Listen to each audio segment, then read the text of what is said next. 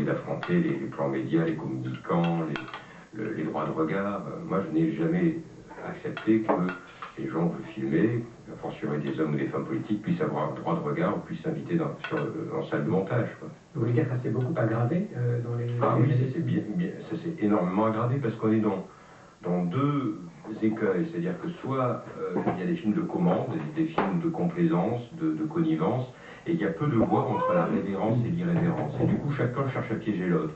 Le journaliste ou l'homme politique essaie de piéger l'homme politique, et l'homme politique également, avec un micro HF. Il y a eu toute cette histoire à Canal+, avec DSK, où il a été piégé une fois, du coup, après, ils sont retournés pour faire une espèce de portrait incroyable, où DSK, avec Anne Sinclair, faisait cuire des steaks dans une cuisine qu'ils avaient dû construire dans un studio de télé juste avant. Enfin, on avait l'impression d'expliquer comment il faisait